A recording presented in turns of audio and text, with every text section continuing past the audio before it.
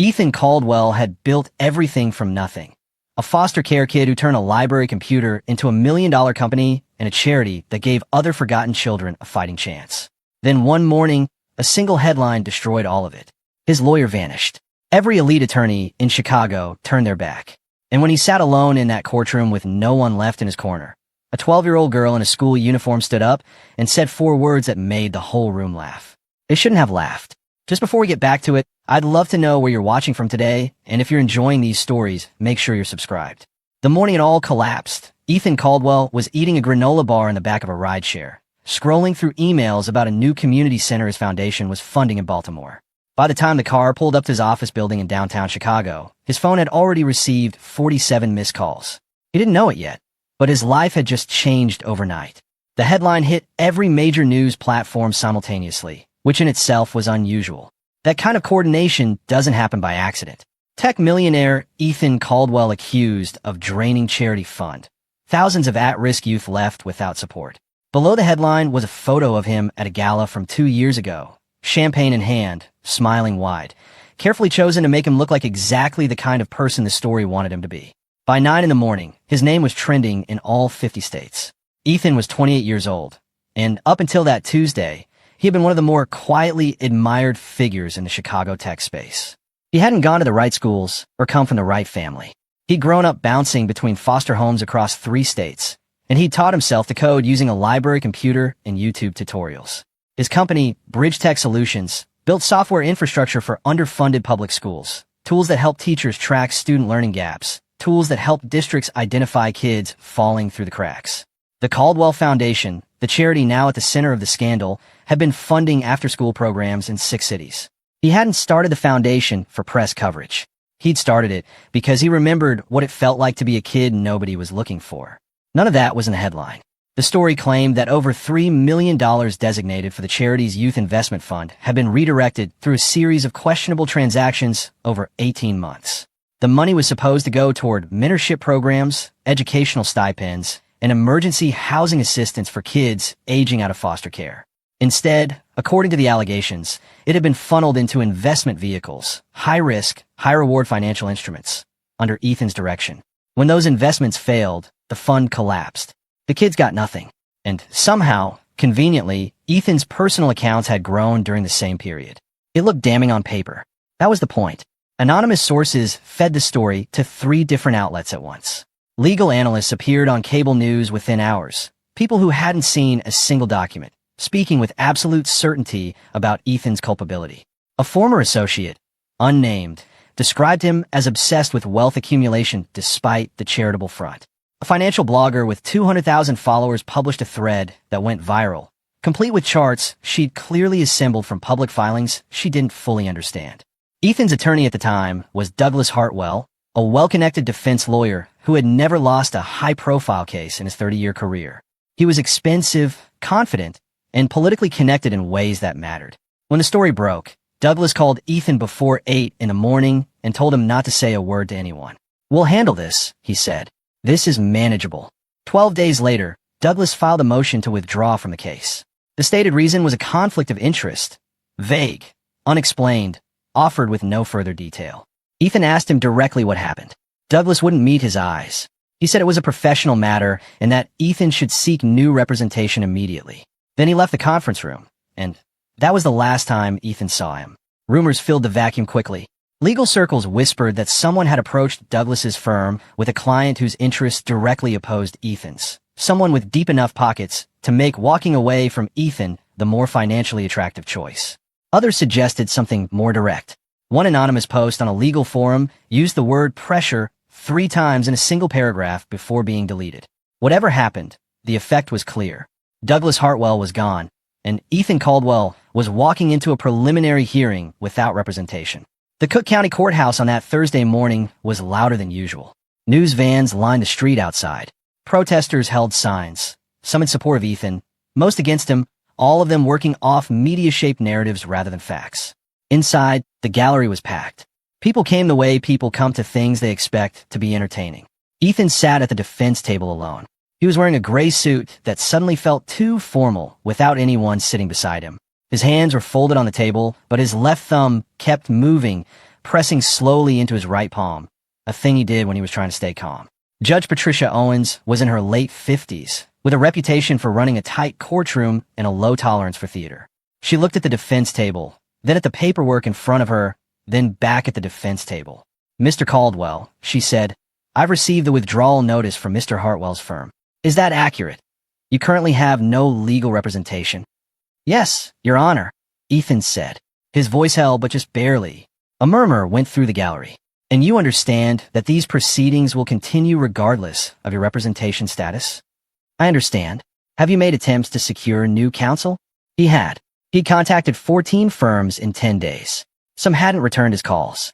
Others had declined politely, citing scheduling conflicts that weren't real. 2 had been direct enough to admit they didn't want the visibility. One attorney had told him plainly, off the record, that nobody wanted to touch a case that felt predetermined. That word, predetermined, had stayed with Ethan. "I've been unable to secure representation so far," he said. Judge Owens studied him for a moment. "The court will grant a 14-day continuance for representation purposes. However, Mr. Caldwell, I want to be clear. This case will proceed on schedule regardless of your circumstances at that time. You have a constitutional right to counsel, but if you cannot secure it, this court is not without recourse." The prosecutor, a sharp woman named Assistant State's Attorney Karen Whitfield, didn't bother hiding her satisfaction. She made a note on her legal pad that probably said nothing important, but she made it slowly, visibly, the way people do when they want you to know they're not worried. Ethan nodded at the judge. "I understand, Your Honor." It was during this exchange that Nia Brooks, sitting in the third row of the public gallery beside her grandmother, opened her worn composition notebook to a fresh page and began writing. She was 12 years old, small for her age, with close-cropped natural hair and glasses that had been repaired with a small strip of medical tape on the right arm. Her school uniform, navy blue cardigan, white-collared shirt, was pressed and neat. Her grandmother, Ruth Brooks, was a retired hospital administrator in her mid-60s. She sat straight-backed and watchful, the kind of woman who treated every room she entered with quiet seriousness.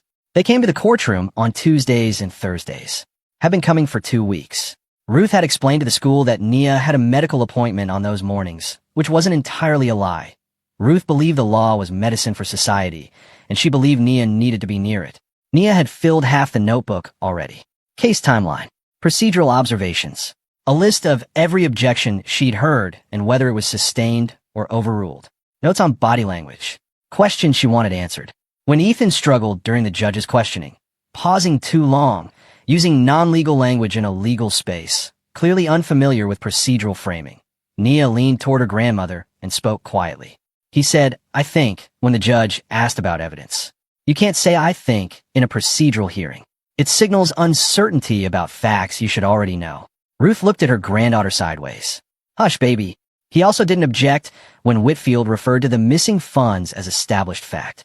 "That framing hasn't been proven. You should have said something." "Nia, I'm just saying." Ruth pressed her lips together, but her eyes were soft. She had long since stopped being surprised by what came out of Nia's mouth in rooms like this. When the hearing wrapped and the gallery began shuffling toward the exits, Ethan stood slowly, gathering the scattered papers in front of him with the careful movements of someone trying to look more composed than he felt. He didn't see the girl watching him. He didn't see the notebook closing in her hands, the pen tucked back into the cardigan pocket. He was thinking about 14 days. About what comes after 14 days when nobody will take your case. Later that evening, at the kitchen table of the small 2-bedroom apartment on the south side that she shared with her grandmother, Nia opened her notebook again. She read through her notes from the hearing. She thought about what she'd seen, not just the legal pieces, but the human ones. A man sitting alone at a table meant for 2, trying to argue something he didn't have a language for. A prosecutor who wasn't afraid because she didn't need to be. A judge who seemed fair, but couldn't manufacture a defense attorney from nothing. She thought about her mother. Renee Brooks had been a public defender for the city of Chicago for 11 years before a car accident 3 years ago took her life on a Tuesday evening in February. She had loved the law the way some people love music. Not because it was perfect, but because when it worked right, it was the closest thing available to justice. She'd brought her work home. Not the documents, not the files, those stayed at the office. But the thinking, the questions, the puzzles. She'd walk Nia through hypotheticals over dinner. What would you do if the witness contradicts themselves here, but not there? What does it mean if the evidence arrives late? Why does it matter who benefits? Nia had been 9 when her mother died. She kept reading anyway. The law books on the shelf in her mother's home office were still there, arranged the way Renee had left them. Nia read them the way other kids read about wizards and adventure. The next Thursday, Nia was back in a gallery. So was Ethan, still alone. So was Karen Whitfield, flanked now by a second attorney. So were the cameras outside, and the noise, and the careful architecture of a narrative being constructed brick by brick in the public imagination. At the end of the session, as the room was emptying and Ethan stood again at his lonely table, something shifted in Nia. It wasn't a dramatic feeling. It wasn't a rush of heroic certainty. It was quieter than that, more like recognizing something she'd been ignoring for days. She stood up. Ruth's hand came to her arm immediately. Nia. I know, Grandma. Nia, don't. She walked down the aisle anyway, past the low wooden gate, and stopped a few feet from the defense table. Ethan looked up, confused by the approach of a 12-year-old in a school uniform. Excuse me, Nia said. Her voice was steady. She'd practiced the words exactly 0 times, but they came out even. I can defend him. The silence lasted about 2 seconds before the laughter started. A few attorneys near the bar. A court clerk who tried to cover it. Someone in the departing gallery who didn't try to cover it all. Ethan's face was kind and a little tired. Thank you, he said carefully. That means a lot. But Judge Owens, who had not yet left the bench, looked up from the papers she'd been reviewing. She looked at the girl for a long moment. Not with amusement, not with dismissal, with something else entirely. Young lady, the judge said. The laughter quieted. What's your name? Nia Brooks, Your Honor. The judge looked at her for another moment. Then she nodded slowly, as if something had registered that she wasn't quite ready to name yet. Court is adjourned, she said. The laughter in that courtroom faded by the time the doors swung shut, but the moment didn't. It followed Nia out onto the courthouse steps, followed her into the car with her grandmother, settled quietly between them on the drive home without either of them speaking for the first 10 minutes. Ruth finally broke the silence somewhere around 47th Street. You had to do that. It wasn't a question, and it wasn't an accusation. It was her grandmother processing in real time. Yes, Nia said. Ruth exhaled through her nose. Looked at the road. Your mother would have done the same thing. She paused. That does not mean it was smart. I know. People were laughing at you. I know that too. Ruth said nothing else for the rest of the drive. But when they got home and she made tea, chamomile, which she only made when she was either very calm or working hard to get there, she set a cup in front of Nia and sat down across from her. Her expression had moved past worry into something more complicated. Part reluctance. Part inevitability. The look of someone watching a river they know they can't redirect. Tell me what you actually think you can do, Ruth said. Nia wrapped both hands around the mug. His timeline has gaps the prosecution hasn't addressed. They've been relying on the assumption that the jury will fill those gaps themselves, with the most suspicious interpretation. But the financial records that have been disclosed show transaction timestamps that don't match the access logs. Whoever moved the money had administrative credentials, but Ethan's own system logs show he was locked out of that particular account partition 3 weeks before the first suspicious transaction. Ruth stared at her. I read the court filings, Nia said simply. They're public. You're 12 years old. Mom was reading appellate decisions in college. She let me start the basics at 8. She took a sip of tea. I'm not saying I can do everything. I know I can't be his attorney of record, but I can help. What happened next was quieter than anyone in that courtroom expected. Ethan Caldwell, after 2 days of getting nowhere with new attorneys, received a message through his company's general contact form. It was from a Ruth Brooks, identifying herself as the grandmother of the girl from the courtroom. The message was 3 sentences long. It said that her granddaughter had observations about procedural gaps in his disclosed case documents, that she was not interested in attention or compensation, and that Ruth wanted to be clear she didn't fully endorse this, but couldn't in good conscience pretend her granddaughter didn't know what she was talking about. Ethan read it twice, then a third time. Then he called the number included. They met at a public library branch on a Saturday morning. Neutral ground, Ruth's requirement. Ethan came alone. Nia brought her notebook. He'd expected to spend most of the meeting being polite. He was prepared to listen for 15 minutes, say something encouraging, and explain gently why this wasn't something a child could actually help with. That plan lasted approximately 4 minutes. Your former attorney, Nia said, settling into the chair across from him with the composure of someone 20 years older, withdrew 12 days after taking on your case. That's after the prosecution's initial evidence summary was disclosed to the defense. The timing matters. He saw something in that summary and left, which means either he was compromised or what's in that summary scared someone badly enough to make him leave. Ethan leaned forward slightly. The prosecution's forensic accountant submitted a timeline that puts the first unauthorized transaction at March 14th. But in the exhibit packet, page 47, there's a system access report from your IT infrastructure that shows the charity account subpartition was flagged for unusual login activity on March 9th, 5 days before their claimed start date. She tapped the notebook. They're either unaware of that document, which would be sloppy, or they're aware and hoping nobody cross-references it, which would be something else entirely. Ethan was quiet for a moment. I didn't catch that. Most people wouldn't. It's in a technical appendix that reads like background noise. She looked at him steadily. But it's not background noise. He sat back. Something in his face had shifted. Not just surprise, but something more careful. The look of a man recalibrating. Why are you doing this? He asked. Nia considered the question with what seemed like genuine thought rather than a rehearsed answer. Because my mom spent her whole career defending people who didn't have anyone else. Because you're clearly being set up, and I can see it. And because, she paused, I've been coming to court every week for 2 years, and I've never once seen someone sit at that table alone. She looked down at the notebook. People shouldn't have to sit alone at that table. The silence that followed wasn't awkward. It was the kind that comes after something true has been said. Ruth, who had been sitting slightly apart and saying nothing, looked at Ethan over the rim of her reading glasses with an expression that communicated several things at once. She means it. Don't make her regret it. And if anything happens to my granddaughter, I will hold you personally responsible for the rest of your natural life. Ethan got all of that in about 1 second flat. I understand, he said, though she hadn't said anything. Ruth gave a small, satisfied nod. Over the next week, what developed between Ethan and Nia was something neither of them had a clean category for. It wasn't mentorship because the knowledge was flowing in an unexpected direction.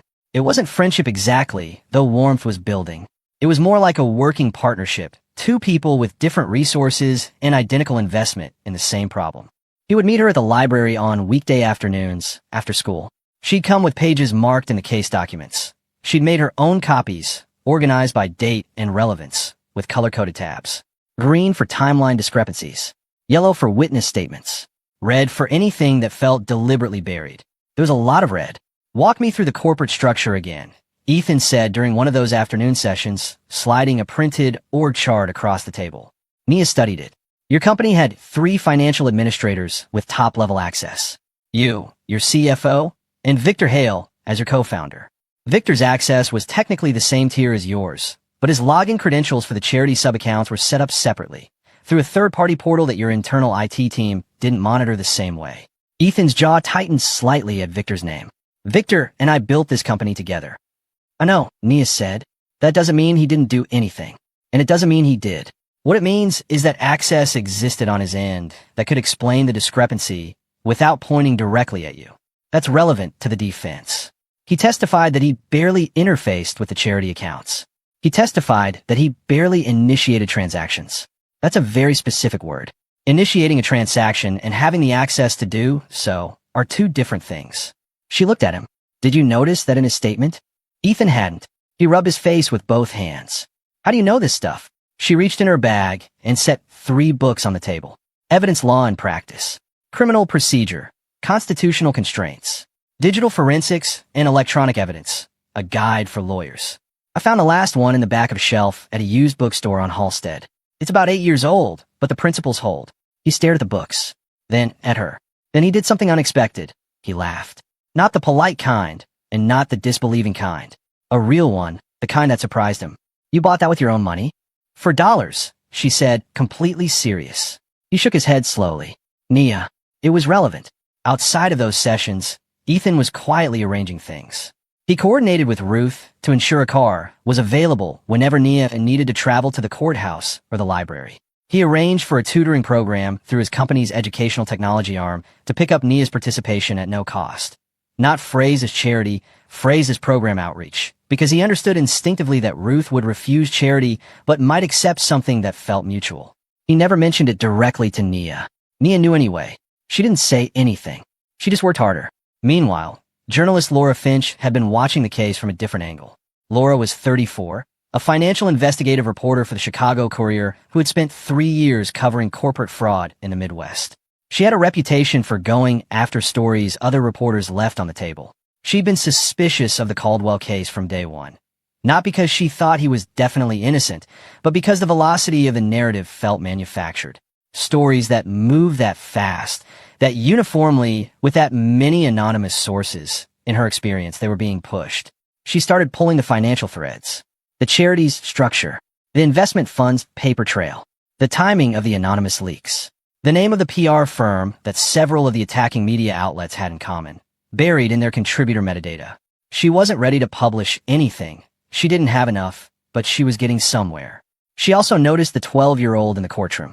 And back in the prosecutor's office, Karen Whitfield's second chair, a younger attorney named Derek Yates, dropped a file on her desk one afternoon. Background on the girl, he said. Whitfield opened it. Nia Brooks, 12 years old, Southside Chicago, Roosevelt Elementary. Grandmother, Ruth Brooks, retired. Deceased mother, Renee Brooks, public defender, 14 years with the city. The file had been assembled quickly, as if someone had been sitting on the idea and finally pulled the trigger. Whitfield read it in silence. Then she closed it. She's a child, she said. She's the child sitting behind the defense team taking notes during every hearing, Derek said. Whitfield said nothing else. But she didn't put the file in the discard pile. The ethical question reached Judge Owens through an informal channel, a brief chambers conversation that wasn't on the record. The reality was clear. Nia could not be an attorney of record. She was 12, unlicensed, and a minor. No legal framework existed for what she was doing, and the judge could not pretend otherwise. But what the judge could do, and what was technically within her discretion, was permit Nia to serve in an unofficial research capacity supporting Ethan's defense, provided Ethan secured nominal counsel of record who would be the legal voice in the courtroom. It was an unusual arrangement. Some would later call it unprecedented. Judge Owens called it practical, which was her way of saying she saw what was happening and decided the law had enough flexibility to accommodate truth when truth was trying to find a way in. Ethan found nominal counsel through a legal aid organization. A young public defender named Marcus Webb, 29, recently barred, clearly in over his head but willing to listen. Marcus's first meeting with Nia lasted 45 minutes. He arrived skeptical. He left quiet in a way that meant he was reorganizing his assumptions. The arrangement was formalized quietly. That same week, Ruth answered the phone on a Tuesday evening to find silence on the other end. Then a voice, male, flat, no distinguishing markers, said, "Tell the girl to stay away from this case." The line went dead. Ruth stood in the kitchen for a long moment, phone still in her hand. Then she walked to the doorway of Nia's room, where her granddaughter was cross-referencing financial logs at her desk, a highlighter in one hand, and the digital forensics book open beside her. Ruth looked at her for a long moment. She thought about Renee, about the river you can't redirect, about what it costs to fight something true and what it costs not to. "Baby," she said quietly. Nia looked up. "Whatever you're doing, whatever you've found in those papers." Ruth's voice was steady. "You be careful." Nia studied her grandmother's face and read what was there. "What happened?" Ruth told her. Nia's expression didn't break. It focused, sharper, cleaner, the way a lens looks when it stops searching and locks in. She turned back to her desk. "I'm not staying away," she said. Ruth already knew that. She'd known it since the courthouse steps. She sat down in the chair by Nia's door anyway, the one she used to sit in when Nia was small and had nightmares, and stayed there quiet and present while her granddaughter worked. The anonymous phone call to Ruth's house didn't make the news. It didn't need to. It made its mark in the only place that mattered, inside the apartment on the south side. In the careful way Ruth started checking the deadbolt twice each night, and in the way Nia began keeping her notebook tucked inside her backpack instead of on the desk by the window. Someone knew what she was doing. That meant what she was doing mattered. The morning after the call, Nia arrived at the library 40 minutes before Ethan. She used the time to go back through the March 9th access log entry she'd flagged the week before. The one showing unusual login activity on the charity account subpartition 5 days before the prosecution's claim start date. She'd been treating it as a timeline discrepancy. She was beginning to think it was something more than that. The entry didn't show a failed login. It showed a successful one. Whoever accessed that partition on March 9th got in without triggering a security alert, which meant they used valid credentials. The question was whose? When Ethan arrived and settled across from her, she slid the printed page toward him without preamble. "Can you get me the full credential audit log for the charity account system?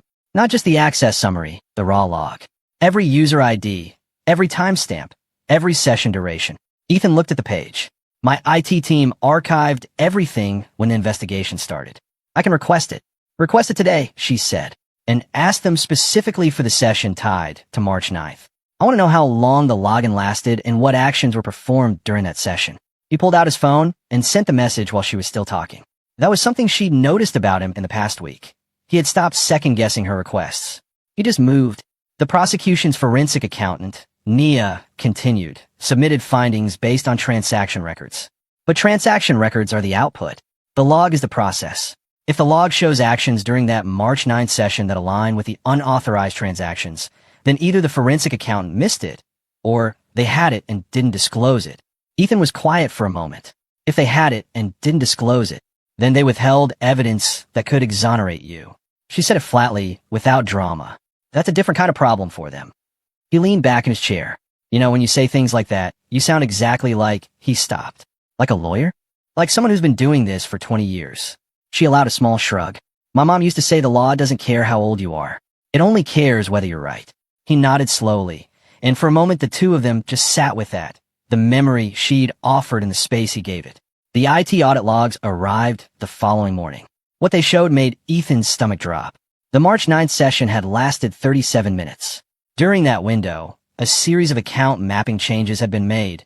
Not transactions, but structural modifications that rerouted how future transactions would be categorized and recorded.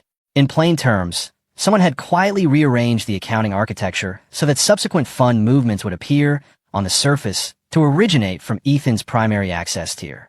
It was sophisticated, it was deliberate, and it had been done with Victor Hale's login credentials. Ethan sat with the logs in his hands for a long time before he called Nia. Victor, he said when she picked up. I know, she said.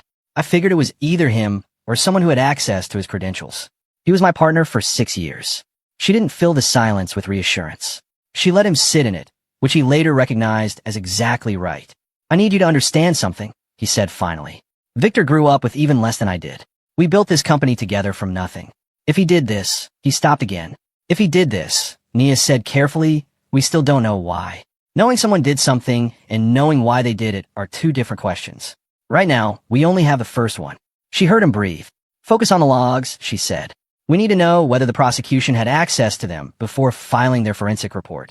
That became her primary objective for the next several days, cross-referencing the disclosed discovery documents against what the IT logs revealed. It was painstaking, repetitive work. She did it at the kitchen table after homework under the kitchen light, while Ruth watched television in the other room with the volume low and one ear always tilted toward the kitchen. Laura Finch found Nia through Marcus Webb, who had started attending the library sessions and who, by that point, had shifted from polite tolerance to genuine engagement. Laura called the library's front desk and left a message with her name and the word courier. Nia called back from her grandmother's phone. Their first conversation lasted 20 minutes and was almost entirely professional. Laura was direct in the way people are when they've decided to respect someone by not managing them. She didn't soften her questions for Nia's age. I've been pulling the financial structure of the charity, Laura said. There are two entities that keep appearing as intermediary processors on the fund transfers, both registered in Delaware, both with minimal public footprint. One of them shares a registered agent with a holding company that has a board member I recognize. Who? Nia asked. A man named Griffin Harlow. He's not publicly known in Chicago, but he has a long history in private equity, specifically in acquiring distressed tech companies. Companies that become distressed because their founders are discredited. Nia wrote the name in the notebook. How does that connect to Victor Hale? Victor's personal financial advisor is a man who previously worked for one of Harlow's portfolio companies.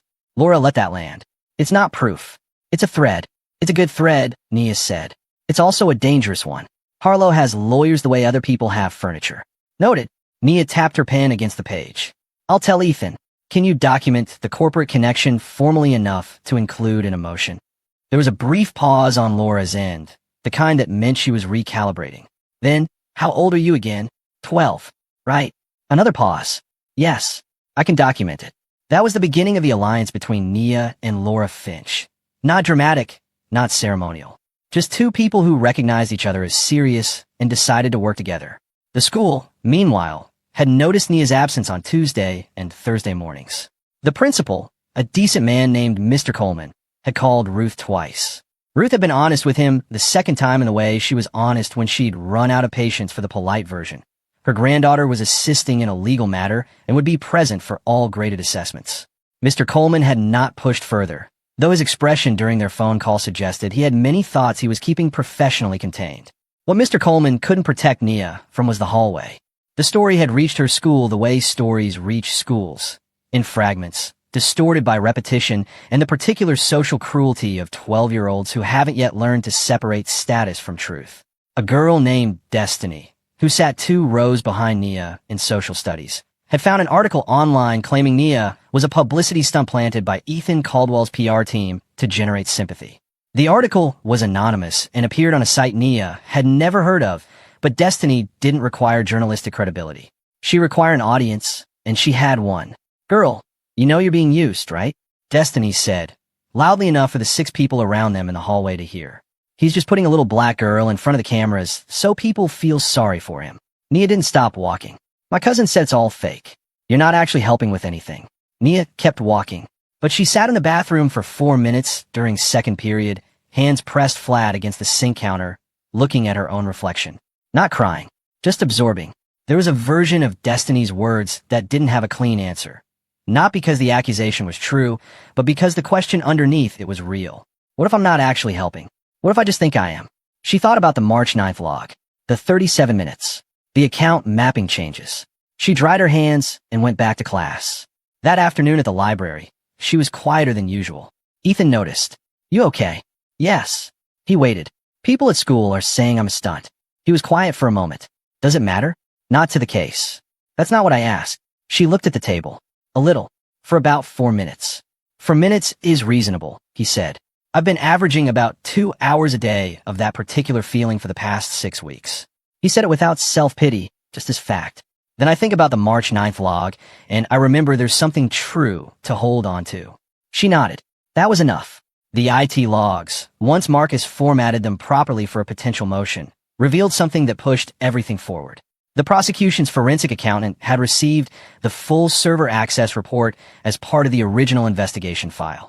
The March 9th session was in that file. It had not appeared in any of the forensic accountant's submitted findings. Not acknowledged, not addressed, not referenced. It had been received and not disclosed to the defense. Marcus sat across from Nia at the library table and said, "If this is what it looks like, they withheld Brady material." Nia had explained Brady to Ethan 3 sessions ago. She let Marcus explain it now. She wasn't interested in being right about the name. She was interested in what it meant for the case. Brady material, Marcus said, with a careful emphasis of someone who had learned to say the words correctly and meant them, is any evidence favorable to the defendant that the prosecution has in its possession. Withholding it is a constitutional violation. If they had this log and buried it, then the defense has grounds for a motion that could significantly damage their case, Nia said. Marcus looked at her. Yes, exactly that. Ruth's health scare arrived without warning on a Thursday evening. She was reaching for something on the top kitchen shelf, and her blood pressure, which she'd been managing quietly for 2 years, spiked suddenly. She sat down on the kitchen floor because her legs told her to. Nia found her there 12 minutes later when she came home from school. The ambulance came. The hospital kept Ruth overnight for observation. Her numbers stabilized by morning, and the doctor called it a hypertensive episode. Serious, manageable, not a crisis if treated correctly. Nia sat in the hospital waiting room for 4 hours that night. Notebook closed in her lap for once, just being 12 years old and scared. Ethan came. He didn't call first. He just appeared because Marcus had told him, and he sat 2 chairs away and didn't try to make it better with words. He brought a vending machine cup of hot chocolate that was bad in the way vending machine hot chocolate always is, and he handed it to her without comment. She drank it. "She's going to be okay," he said once quietly. "I know," Nia said. And then, "Thank you for coming." Neither of them said anything else for a while, and it was enough. By the end of Act 3's timeline, the defense had 3 developing weapons. The Brady violation angle built on the undisclosed March 9th log, Victor Hale's credential link session as evidence of external manipulation, and Laura's emerging financial thread connecting Griffin Harlow's holding network to the charity's intermediary processors. None of it was trial-ready yet, but it was real, and it was moving in the right direction. And someone, somewhere, knew they were getting close. Because 3 days after Nia and Marcus drafted the preliminary Brady motion notes, someone broke into the apartment. Ruth came home from her follow-up doctor's appointment to find a front door unlocked. She was certain she'd locked it. She stood in the doorway for a moment before walking through every room slowly, The way a woman who has spent 64 years trusting her own instincts does when those instincts are telling her something is wrong. Nothing was visibly broken. Nothing was obviously missing. But Nia's desk had been disturbed. The neat arrangement of folders and printed documents shifted, not dramatically, but enough. The specific stack where Nia kept her working copy of the credential audit logs was out of order. Ruth called Nia at school. Then she called Ethan. By the time Nia got home, Ethan had already arranged for a locksmith and contacted building management. He also called a security consultant he knew from a previous company contract. A quiet conversation that resulted in a new deadbolt, a door sensor, and an agreement that someone would be doing periodic drives past the building in the evenings. Nia stood in her room and looked at the displaced folders. Her first feeling was cold. Her second feeling was sharper than fear. It was clarity. The break-in told her something useful. Whoever was watching them was looking for physical documents. That meant they didn't know what she had digitally. That meant the most important copies were still safe. She turned to Ethan. They came for paper. They don't know about the encrypted drive Marcus set up. Ethan absorbed that. You're not frightened. I am, she said simply. But being frightened and thinking straight aren't the same thing. He looked at her for a long moment. Nia, if you want to stop. I don't. If Ruth needs you to. She doesn't. She picked up the displaced folders and began resorting them with precise, deliberate movements. They broke in because we're getting close. That means we need to get closer. Trial officially began 11 days later. The courtroom felt different when proceedings were formal. Heavier, more settled. The casual audience of curious observers replaced now by press, legal professionals, and people who understood what was actually at stake. Marcus Webb sat at the defense table in his best suit, which was slightly too big in the shoulders, his notes organized in the system Nia had designed for him. Nia sat directly behind the bar in the first gallery row, notebook open, pen ready. Ruth sat beside her, ramrod straight and silent, wearing her gray church coat even though it was a Tuesday. Karen Whitfield's opening statement was polished and punishing. She told the story of the Caldwell Foundation's collapse in measured, emotional terms. The families who'd applied for emergency housing assistance and received nothing. The mentorship programs that had shut down. The children who'd been told their applications were approved and then found the fund depleted. She paused at the right moments. She made eye contact with the jury in the right proportions. She said Ethan's name with exactly the kind of restrained contempt that sounds objective. This case, she said, is not about complexity. It is about a man who understood exactly how to make people trust him and who used that trust to serve his own financial interests while hiding behind the faces of vulnerable children. It was effective. Nia wrote 3 words in her notebook, emotional before factual. That was a choice. It meant Whitfield knew her factual case had gaps and was working to fill them with feeling before the facts arrived. Marcus's opening statement was shorter and less polished. He acknowledged the fund's collapse. He said the story of how it happened was more complicated than the prosecution had suggested. He used the phrase, evidence will show for times, which Nia had told him was 3 times too many, but he'd been nervous, and she'd let it go. He sat down looking like a man who had done the thing he was afraid to do and was still alive. Nia passed him a note. Good. Steady. Now rest. He read it, and his shoulders dropped about an inch. The prosecution's first week was built around financial testimony. Their forensic accountant, a man named Raymond Dell, took the stand on day 2 and spent 3 hours walking the jury through transaction histories, account movements, and fund disbursement records.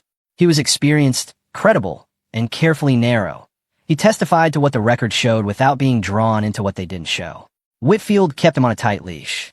On cross-examination, Marcus asked Dell about the server access report from the original investigation file. Specifically, he asked whether Dell had reviewed the full report or only the transaction summary extract.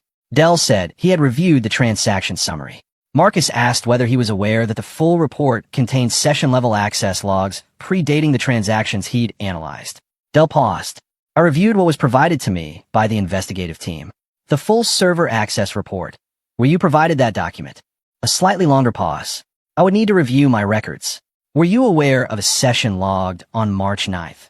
5 days before the earliest transaction in your analysis? Whitfield objected. Scope. The judge sustained, but the jury had heard the question. Nia watched their faces the way her mother had taught her to, not for obvious reaction, but for the small movements. The slight lean, the eyebrow that rose a 1/4 inch. 3 jurors had responded to that exchange. That was enough for now. She wrote. Dell didn't say no. He said he needed to check. That's not the same thing. She slid the note to Marcus during the recess. Victor Hale testified on day 4. He was a composed man in his mid-30s, well-dressed, with the practice calm of someone who had spent time being coached. He testified about the company's financial structure, his own role in day-to-day operations, and the charity's governance in measured, cooperative terms. He described Ethan as a visionary, who sometimes lacked focus on financial detail, a description that was both a compliment and a quiet knife. When asked directly whether he had ever accessed the charity's account systems for purposes other than his documented role, he said, "Not to my knowledge. Not to my knowledge." Nia underlined it twice. That phrase meant one of two things. Either he genuinely didn't know his credentials had been used, which would mean someone had stolen or replicated them, or he knew and was hedging. Either way, not to my knowledge was not no. It was a door left slightly open, and Nia intended to remember exactly where that door was. On cross, Marcus walked Victor through the credential structure, the third-party portal, the separate login architecture for the charity subaccounts. Victor answered carefully, technically, without offering anything beyond what was directly asked. But toward the end, Marcus asked a question Nia had written for him the night before. "Mr. Hale, were you ever contacted by anyone outside the company regarding the foundation's investment structure? Anyone not affiliated with BridgeTech Solutions?" Victor's composed face moved. "Just slightly. Just enough. I had various professional contacts. Did any of those contacts express interest in the foundation's assets or the company's financial position?" Whitfield objected. "Relevance." The judge looked at Marcus.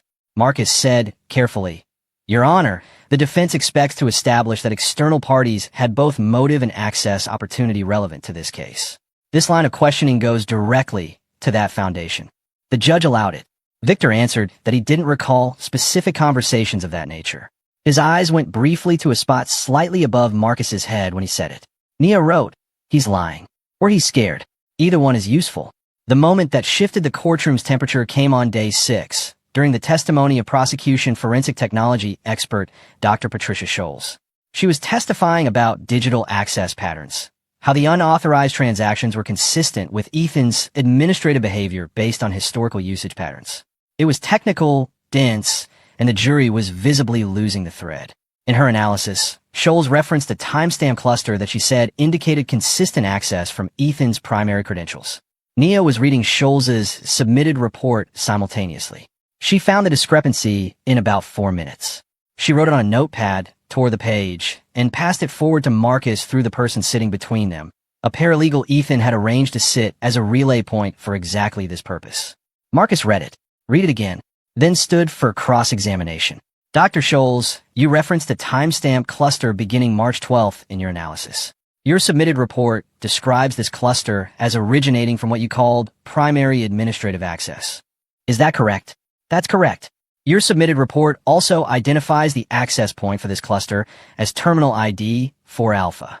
Is it the terminal assigned to Mr. Caldwell?" "According to company records provided to us, yes."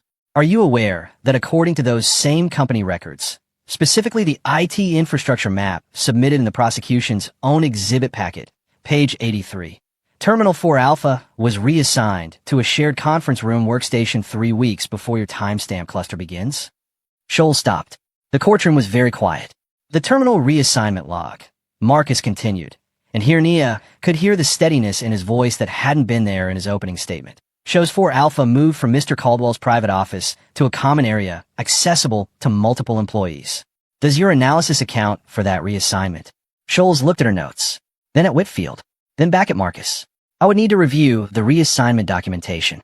So your conclusion that this cluster represents Mr. Caldwell's access is based on a terminal assignment that had already changed before the cluster begins?" Whitfield was on her feet. "Objection, argumentative." "I'll rephrase," Marcus said. "Does your analysis account for the terminal reassignment?" "Not explicitly," Scholes said quietly. That was the moment. Not explosive, the best courtroom moments rarely are. It was the kind of thing that settles into a jury's understanding and stays there.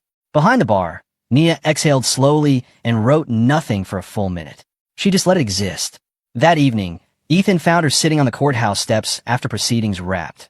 Ruth was bringing the car around, and Nia had come out ahead of the crowd. He sat beside her on the cold stone step, both of them watching the press do their post-A cluster outside the barricades. "The terminal thing," he said. "Marcus found it on Cross," she said. "That's how it should read." "Nia." She looked at him. "I've been thinking about what you said after the break-in.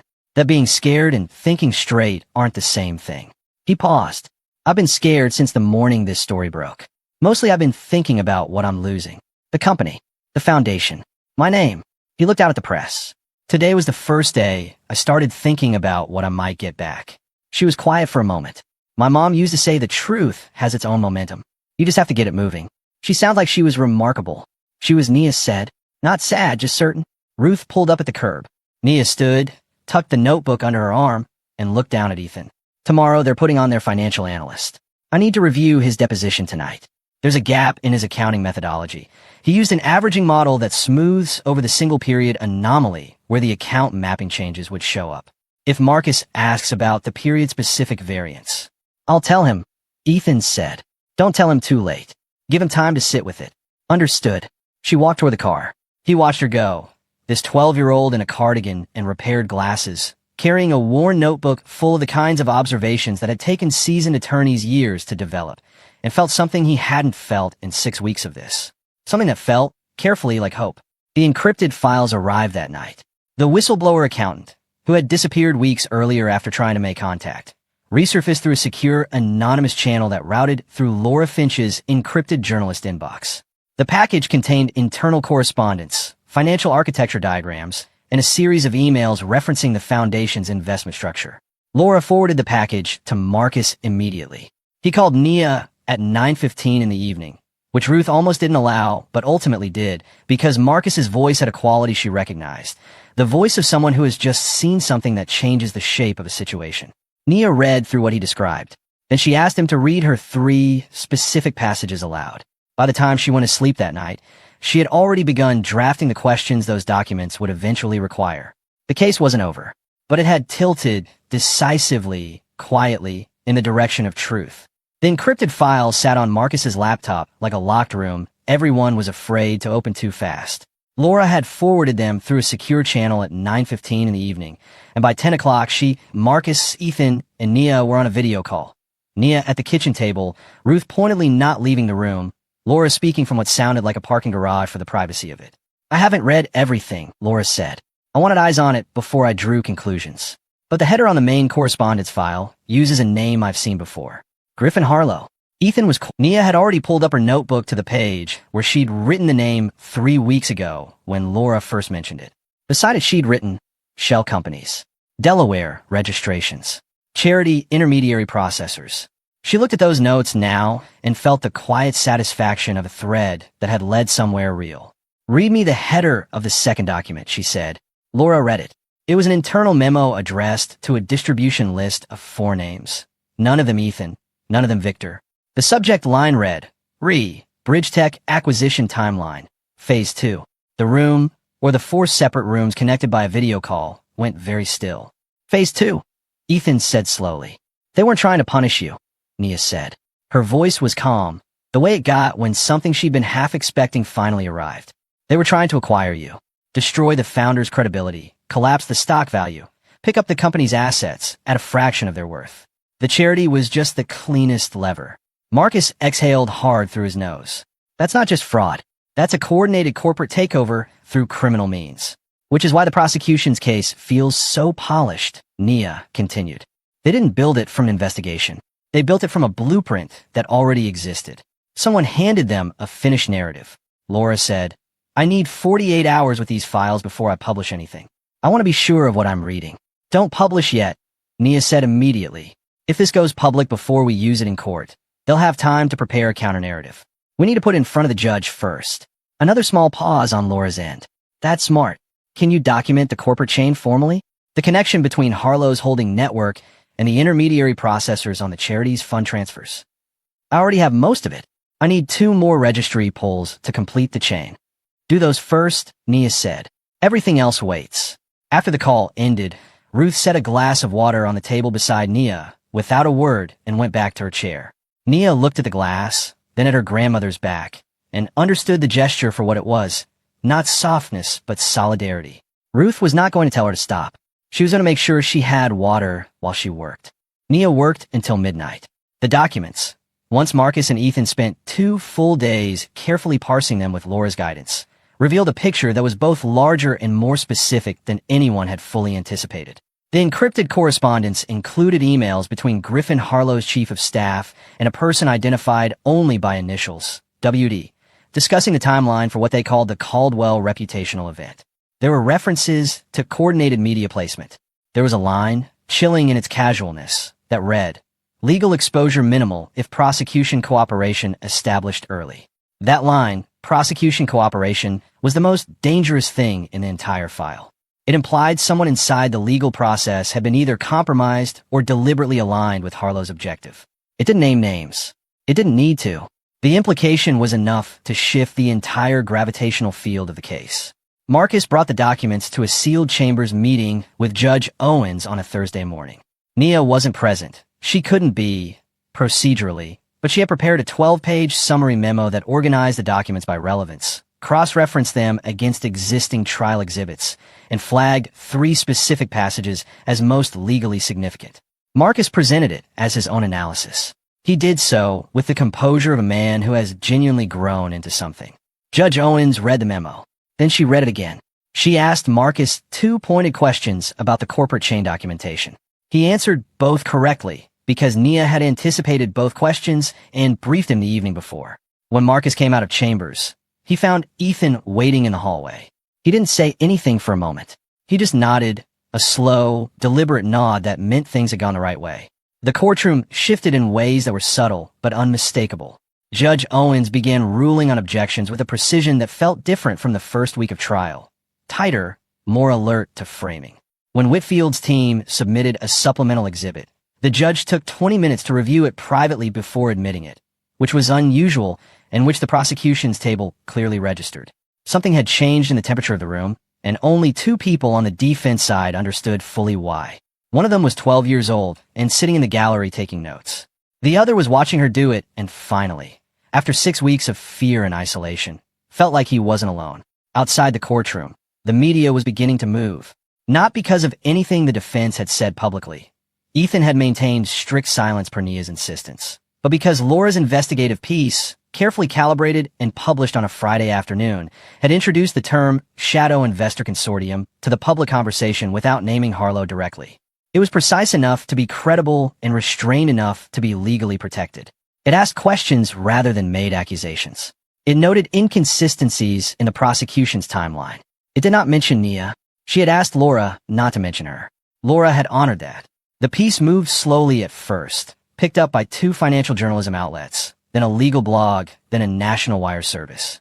By Sunday evening, it had been shared widely enough that several other reporters began pulling the same threads Laura had identified. The narrative that had felt monolithic 3 weeks ago was developing cracks. Nia watched this from the apartment, where she was doing weekend homework and trying to keep her grades from slipping entirely.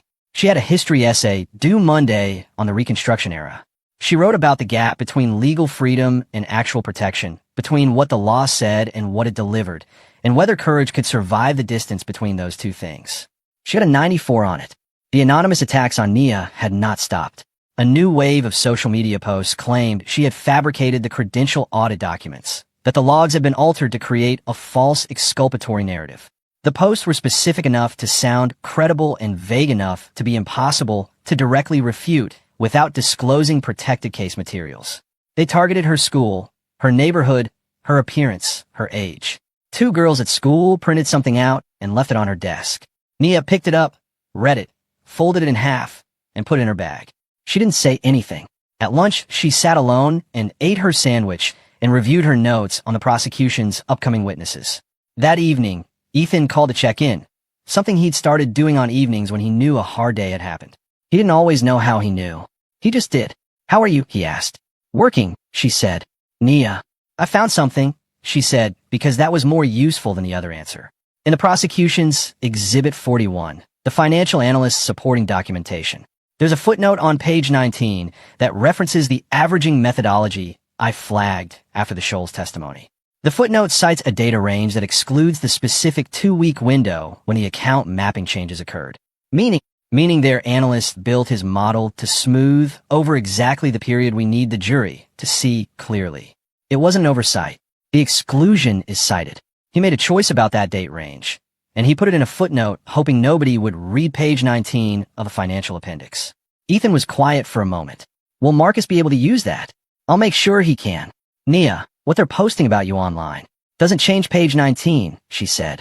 He didn't push further. But before he hung up, he said, your mother would be very proud of you. She held the phone for a moment after the call ended.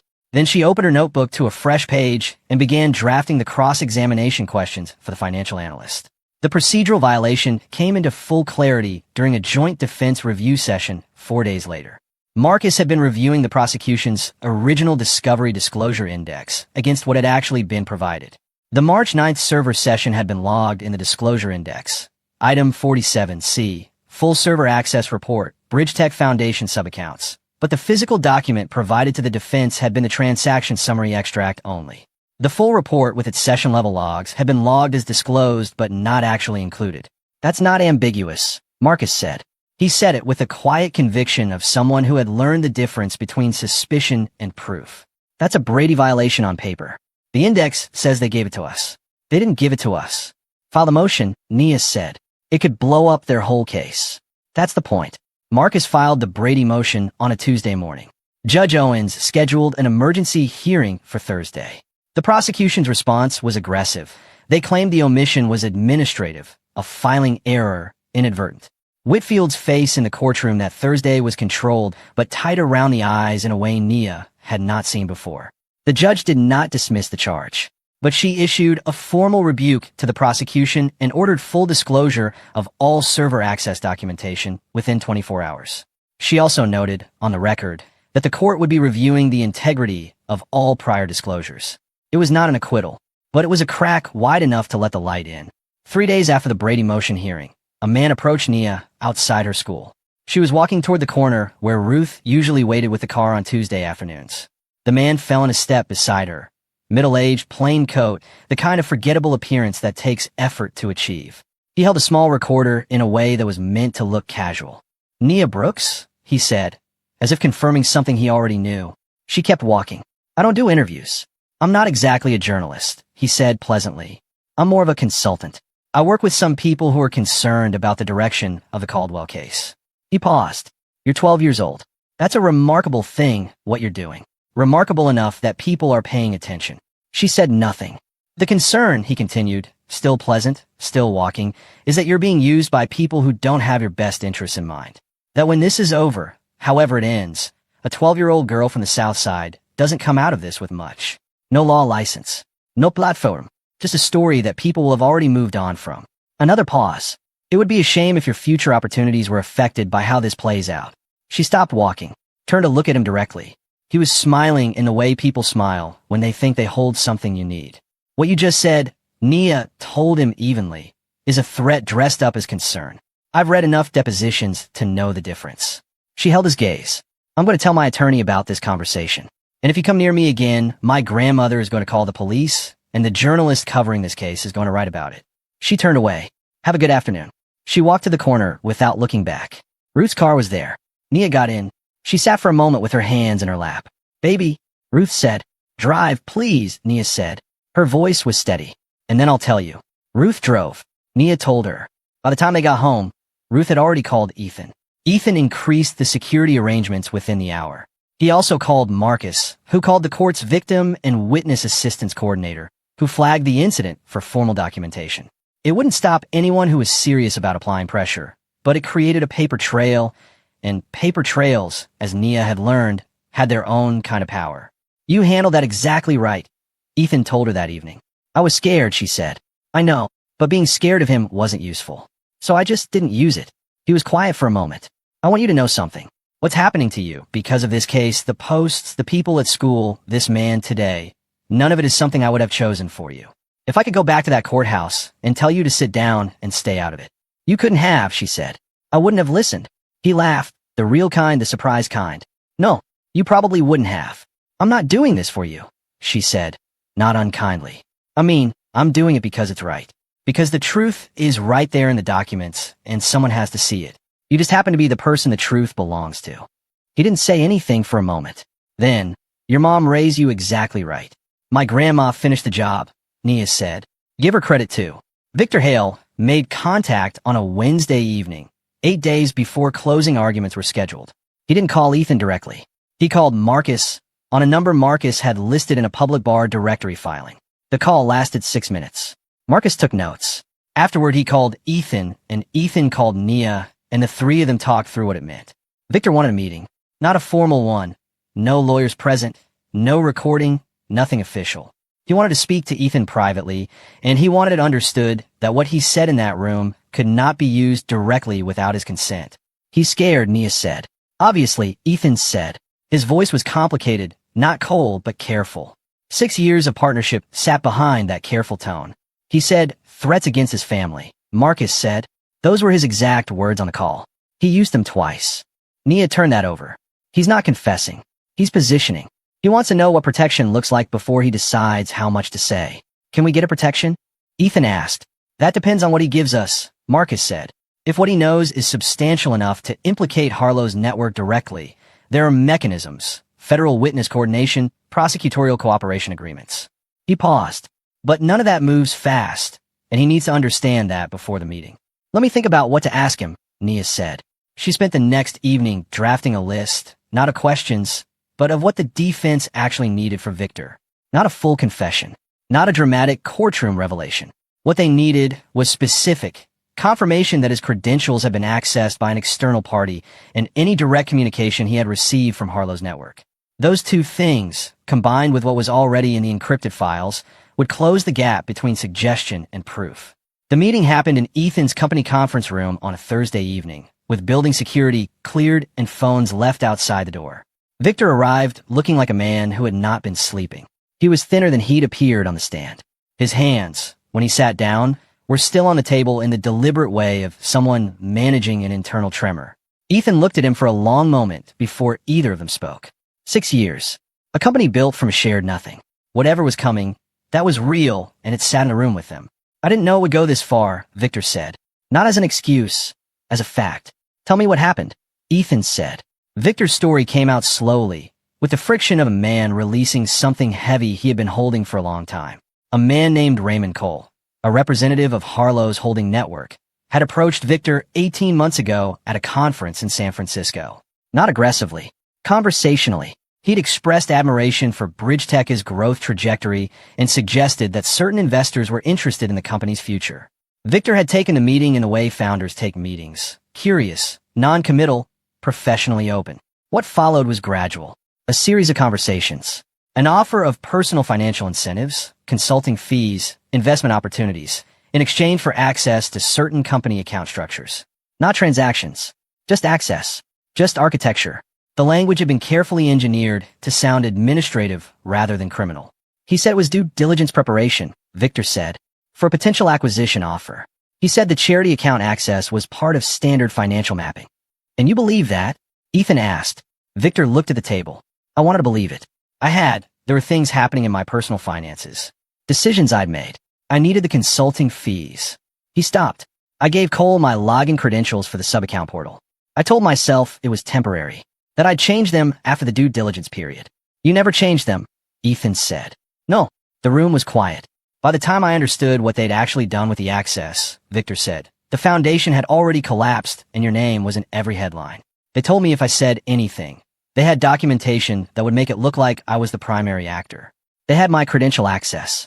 They had my financial ties to Cole's consulting firm. He stopped. I have a daughter. She's 7. They mentioned her school by name. Ethan closed his eyes briefly. When he opened them, the complicated feeling in his expression had resolved into something quieter. Not forgiveness yet. That was a longer road. But understanding. I need you to testify, Ethan said. I know.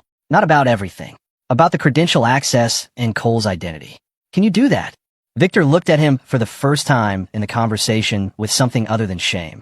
If I'm protected, Marcus, who had been sitting quietly through the whole exchange, leaned forward. I've already made calls. Federal interest in this case has been building since the Brady motion. If you provide a formal statement linking Cole to Harlow's network, you become a cooperating witness, not a defendant. That's a different category. Victor nodded slowly. He looked like a man who had been carrying a building on his back and had just been told he could set it down. Not free yet, but lighter. Nia was not in the room. She was at home, doing homework. But Marcus had been texting her updates at 30-minute intervals throughout the meeting, and when the final message came, he's in. Full cooperation. Cole's name confirmed. She read it twice, set her phone face down on the desk, and sat with her eyes closed for a moment. Not triumphant, just still. The way you get when something you've been pushing against finally gives way and the effort releases all at once. She picked up her pen and opened her notebook to the section labeled Closing Argument Framework. There was still work to do. Public defender Marcus Webb, who 3 months ago had been a nervous 29-year-old in a suit that didn't fit, was becoming something different in real time. The change had happened in increments. The Scholes cross-examination, the Brady motion, the Chambers meeting with Judge Owens. Each one had built something in him that the last had reinforced. He sat across from Nia at the library the following Saturday morning and looked at her with the expression of someone who has stopped being surprised and started being grateful. "I need to tell you something," he said. She looked up from her notes. "When I took this case, I thought I was the one doing the favor. Public defender, nominal counsel, routine paperwork." He paused. "I filed a Brady motion that's going to be in case law textbooks. I cross-examined a forensic expert in a way that the judge complimented in Chambers. I have a cooperating witness who is going to reshape this entire prosecution." He looked at her steadily. "I know where that came from." "You did the work," she said. "We did the work," he said. "And I'm not going to pretend otherwise." She held his gaze for a moment. Then she gave a small nod, the kind that closes a subject cleanly and moves forward. "Then let's finish it." Laura Finch's editor called her into his office on a Monday morning and closed the door. The Courier's 3 largest advertising accounts had each sent politely worded communications expressing concern about the direction of her Caldwell coverage. The editor was a man named Dan Howell, 51, who had given Laura her first major investigative assignment 6 years ago and who had the specific exhaustion of someone who loved good journalism and worked in the industry that housed it. "I'm not telling you to stop," he said. "Good," Laura said. "I'm telling you what's happening so you're not blindsided." She looked at him. "Who coordinates 3 major ad accounts to send letters in the same week?" "Someone with connections to all 3, Dan said. She wrote Griffin Harlow's name on a notepad and pushed it across his desk. He looked at it, then at her. "Laura, I know. Be sure. I'm almost there," she said. "Give me until closing arguments." He gave her until closing arguments. The final defense strategy took shape over 2 evenings at the library table. Nia, Marcus, and Ethan with Laura on the phone for the sections touching her reporting. The decision was unanimous, and it was Nia who articulated it most clearly. "We're not just defending Ethan," she said. "We can't stop there. If we only get an acquittal, Harlow's network survives intact, and they do this to someone else. The jury needs to understand not just that Ethan is innocent, but why. The full structure of what happened and who built it. That's a harder argument to make in a closing," Marcus said. "It's the true one," she said. "And the jury has been sitting in that room for 3 weeks. They know something bigger is here. If we only give them the smaller story, they're going to feel like they were told half the truth." Marcus thought about that for a long moment. "You're right," he said. "Victor's testimony confirms the credential access and Cole's identity," Nia continued. "The encrypted files establish the acquisition blueprint. The Brady violation establishes prosecutorial irregularity. Laura's corporate chain connects Harlow to the intermediary processors." She looked around the table. Each piece is strong alone. Together, they're a complete picture. Ethan had been quiet through the strategy discussion. He looked at Nia now with an expression she hadn't seen from him before. Not gratitude, not admiration. Something more equal than either. The look of a person recognizing a partner. "What do you need from me?" he asked. "Be honest on the stand if they put you back up," she said. "Don't perform. Don't try to seem sympathetic. Just tell the truth about what you built and why you built it." "That I can do," he said. "I know," she said. "That's why I'm not worried about it." Victor's agreement to testify was finalized with federal coordination on a Friday. The protection arrangement was not complete. These things moved slowly, but there was enough formal structure in place that Victor's attorney was satisfied. He would take the stand in 2 days. The night before Victor's testimony, Nia sat at the kitchen table for a long time after Ruth had gone to bed. The apartment was quiet in the specific way it gets at 11 o'clock on a Chicago winter night. The city still audible outside, the radiator ticking, the refrigerator doing its low hum. She opened her notebook to the very first page, the one she'd filled during that first courthouse session, when she was just a girl in the gallery and Ethan was just a man sitting alone at a table that was meant for 2. She read her own notes from that day, the procedural observations, the timeline questions, the word she'd circled twice with no explanation. Why? She had the answer now. Not just the legal answer, the human one. People with power had decided that the truth was less important than what they wanted. And They had built an entire architecture, media, legal, financial, to make sure their version of events was the one that survived. They had counted on the people in that courtroom being too small, too tired, or too scared to look past the architecture to what was underneath. They had not counted on a 12-year-old girl with a worn notebook and $4 worth of used legal textbooks, and a mother's voice still clear in her memory. She closed the notebook, turned off the kitchen light, and went to sleep. Tomorrow, the truth would have its chance. Victor Hale took the stand on a Tuesday morning, and the courtroom knew something was different before he said a single word. It was in how he sat, not the composed, practiced stillness of his earlier testimony, but something more open. The kind of posture a man has when he has decided to stop managing what people see and simply be seen. He looked once at Ethan before the questioning began. Ethan gave him a single nod, small, even the kind that doesn't forgive or condemn, just acknowledges. Marcus stood at the podium with his notes in the system Nia had designed, tabbed, cross-referenced, the key passages highlighted in the sequence she had mapped out over 3 evenings. He had read through them so many times he barely needed to look down. Mr. Hale, Marcus began, you testified previously that you did not, to your knowledge, initiate unauthorized transactions through the Caldwell Foundation's account systems. Is that testimony still accurate? Yes, Victor said. I didn't initiate transactions. But you did provide access? A breath. Then, yes. The murmur that moved through the gallery was low and immediate. Whitfield's pen stopped moving on her legal pad.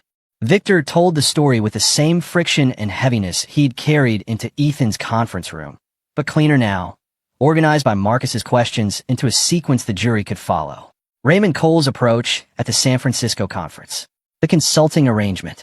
The credential handover framed as due diligence access. The gradual understanding of what the access had actually been used for, arriving too late and too clearly. When did you first understand that your credentials had been used to modify the charity account architecture? Marcus asked. About 3 weeks after the foundation collapse became public, Victor said. I got an email from Cole. It didn't say anything directly. It said, trust the process. Your exposure is managed. That was when I knew. What did you do when you received that message? Nothing, Victor said. He said it without looking away. I did nothing. Because they had my financial records, my credential access, and my daughter's school name written in a text message I'd received the month before. He paused. I was afraid. Are you still afraid, Mr. Hale? Yes, Victor said. But I'm more afraid of what happens if I keep being quiet. Whitfield's cross-examination was aggressive and technically sharp. She challenged Victor's account of the credential handover, suggested the consulting arrangement constituted willing participation in fraud, and worked hard to reframe him as a co-conspirator offering a convenient redemption narrative under the pressure of exposure. Victor held. He answered directly, without elaboration, in the way Marcus had coached him and in the way Nia had anticipated Whitfield's angles the night before. He didn't argue. He just kept being specific. After Victor stepped down, the defense introduced the encrypted correspondence, formally through a digital forensics expert who authenticated the files and walked the jury through their structure. The Phase 2 memo, the acquisition timeline, the reference to prosecution cooperation established early. Each document was entered into evidence with a quiet weight of things that had been hidden and were now simply, irreversibly visible. The jury watched the documents appear on the courtroom monitor one by one. Nia watched the jury. She had been watching them for 3 weeks, learning their habits. Which ones leaned forward at technical testimony? Which ones tracked emotion? Which ones needed a clear narrative before they could absorb facts? By now she knew them the way a musician knows an audience. She could read the room. What she read was, they believe Victor, and the documents confirmed what he'd said in language even the most skeptical juror couldn't dismiss. The prosecution's response came in the form of a surprise witness, a man named Thomas Briggs, introduced as a former IT contractor who had worked briefly with Bridge Tech and who would testify, Whitfield claimed, to having observed Ethan directly accessing the charity account systems in ways inconsistent with his stated role. Nia had never heard the name Thomas Briggs. She pulled up the prosecution's original witness list on Marcus's tablet during the brief recess before Briggs took the stand. He was not on it. He was being introduced as a late edition rebuttal witness, which required judicial approval and carried specific procedural constraints. She wrote fast and passed the note to Marcus before he stood. When Briggs settled in the witness chair, he had the smooth, practiced confidence of someone who had been well prepared. He described himself as having worked at Bridge Tech from January through April of the relevant year. the exact window covering the account mapping changes. He described observing Ethan in the server room on multiple occasions. He spoke with a specific detail that sounds like memory, but can also sound like construction. Marcus cross-examined him, beginning with the straightforward and building toward the precise. Mr. Briggs, you said you worked at Bridge Tech from January through April. What was your contract arrangement? Freelance IT support. Short term. Were you assigned a building access badge? Yes. Can you describe your badge tier? A slight pause. Standard contractor access. Standard contractor access at Bridge Tech, Marcus said, as outlined in the company's physical security policy, which has been entered as Defense Exhibit 31. Restricted access to the first 2 floors of the building and required escort for all server room entry. Are you aware of that policy? Another pause. Slightly longer. I may have had different access at times. The access log for Bridge Tech's server room for the period you described, January through April, has been provided as part of the prosecution's own discovery materials. Your name does not appear in that log. Marcus looked up from his notes. Not once. How do you explain that? Briggs shifted in the seat. Logs aren't always complete. Are you aware that the server room access system is biometric, fingerprint-based, and that its logs are generated automatically and cannot be manually edited without creating an audit trail? Whitfield objected. The judge looked at her for a moment before ruling. Overruled. The witness may answer. Briggs said nothing for a moment that lasted too long. Mr. Briggs, Marcus said quietly, did you ever enter Bridge Tech's server room? I may have entered the building on different occasions than I. Yes or no, Mr. Briggs? I don't recall specifically. Marcus stepped back. Nothing further. The courtroom was very quiet in the way it gets when everyone in the room has understood something simultaneously. Nia let out a breath, so slowly it barely moved the air around her. Ruth's hand found hers on the bench between them and held it. Not tightly, just present. Nia didn't pull away. She had found the server room access policy in Defense Exhibit 31 at 11:15 the previous evening. She had almost missed it. It was in an appendix to the building security documentation that nobody had flagged as significant because it seemed administrative. She'd been reading through the exhibit list looking for something else entirely when the word biometric caught her eye. 4 words in an appendix. And they had just taken apart the prosecution's last serious witness. The public shift happened in the way these things do. Not all at once, but irreversibly. Social media moved first, as it always does, picking up the courtroom developments faster than any formal news cycle. The phrase biometric log started appearing in posts alongside Ethan's name. Comments shifted. The framing that had been constructed so carefully over months, the image of a greedy founder hiding behind charity, was coming apart at its seams in real time. People who had confidently condemned Ethan 3 weeks ago were now posting questions. Questions are different from condemnation. Questions leave room for truth. Laura published a follow-up piece Thursday morning. Not the full Harlow story, not yet, but a precise accounting of the trial's evidentiary reversals. The Brady violation, the terminal reassignment, Victor's testimony, the Briggs collapse. She wrote it with the controlled restraint of someone saving her largest ammunition for exactly the right moment, and it moved through news cycles with the momentum of something that had been building for a long time and finally had permission to travel. Federal authorities announced a formal investigation into the investor consortium on Friday afternoon. The announcement named no individuals. It was procedurally careful in the way federal announcements are, but it referenced a pattern of financial manipulation targeting technology companies and their charitable foundations. Anyone paying attention could connect the thread. Closing arguments were scheduled for Monday. Marcus spent the weekend at the library. So did Nia, for most of it, though Ruth enforced a Sunday afternoon break during which Nia ate a full meal, watched a movie she didn't entirely pay attention to, and went to bed at a reasonable hour. Ruth stood at the bedroom door until she heard the mattress settle. Monday morning arrived cold and clear the way Chicago mornings sometimes do in winter. The sky a hard, bright blue, the kind of light that makes everything look more defined than usual. Marcus's closing argument ran 47 minutes. Nia had helped him structure it over 4 evenings, had read it aloud to him to check its rhythm for spoken delivery, had cut 2 sections that slowed the momentum, and added a closing paragraph that she wrote in one sitting at midnight and gave to him without explanation. He read it, looked at her, and said, "This is the ending." "I know," she said. He stood before the jury and told the story cleanly, not with performance, but with the careful clarity of someone who had spent 3 weeks learning exactly what was true and now had the language to say it. He walked through the forensic evidence, the credential access, the account mapping changes, Victor's testimony, the Phase 2 memo. He did not oversell. He did not reach for emotion where facts were sufficient. And then, near the end, he said, this case began with a story. A story about a man who used vulnerable children to conceal his own greed.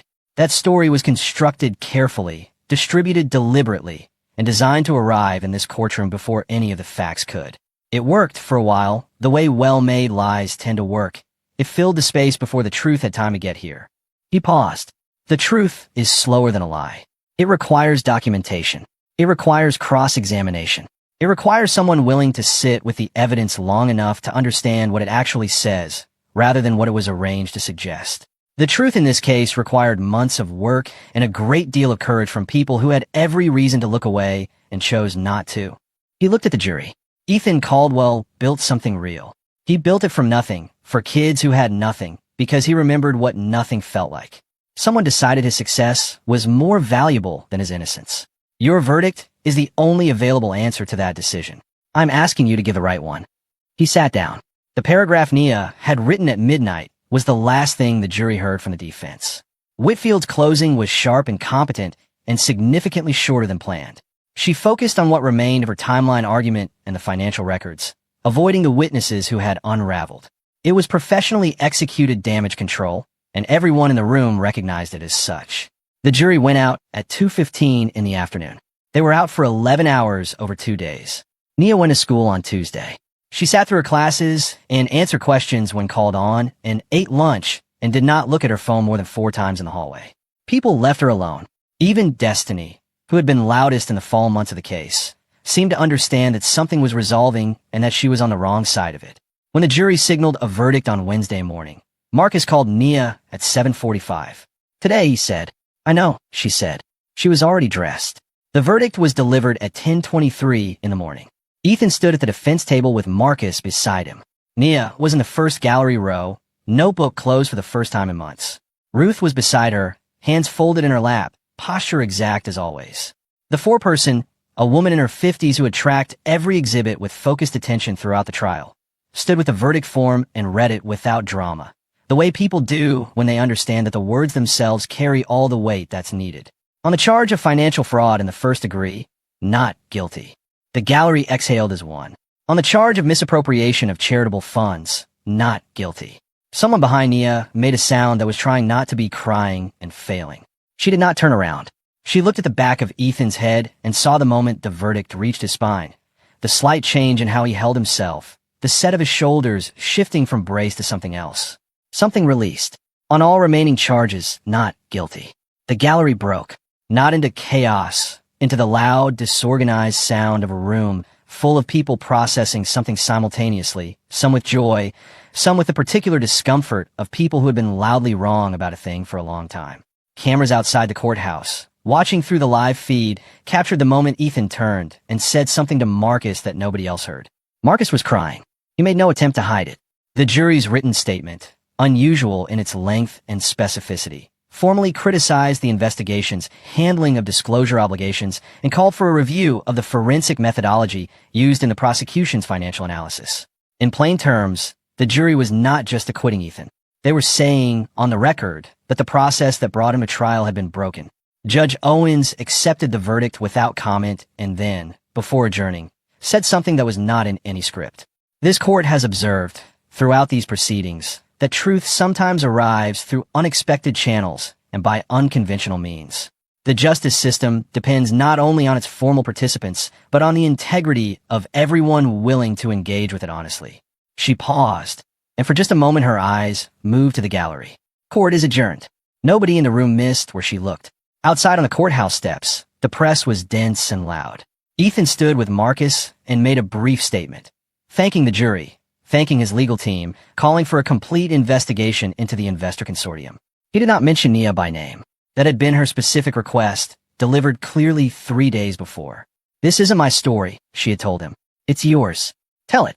He had looked at her for a long moment. You know that's not entirely true. I know, she said, but you're the one who needs his name back. So make sure that happens first. He told it her way. What followed in the weeks after the verdict moved with the momentum of things that had been held back for too long. The federal investigation into the investor consortium expanded significantly within 10 days of the acquittal. Griffin Harlow's name appeared in the press for the first time, not through Laura's reporting, but through a federal court filing that referenced his holding company's role in the charity account intermediary structure.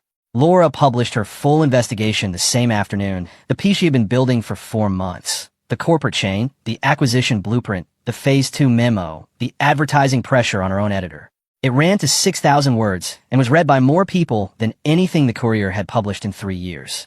Dan Howell called her into his office afterward and said, "That's the piece." "I know," she said. "The advertisers are going to be furious." "I know that too." He looked at her across his desk with the expression of a man who had spent 30 years in journalism and recognized, when he saw it, the thing that made it worth it. "Good work, Finch." 3 executives connected to Harlow's consortium faced formal federal charges within the month.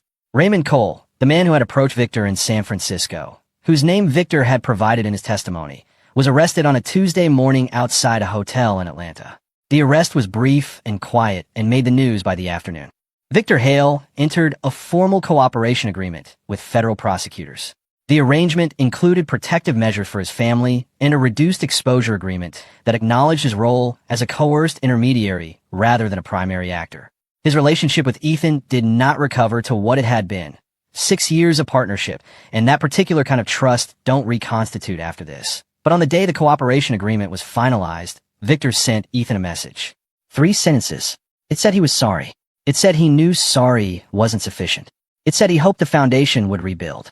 Ethan read the message twice. He didn't reply immediately. A week later, he sent back 2 words, "It will."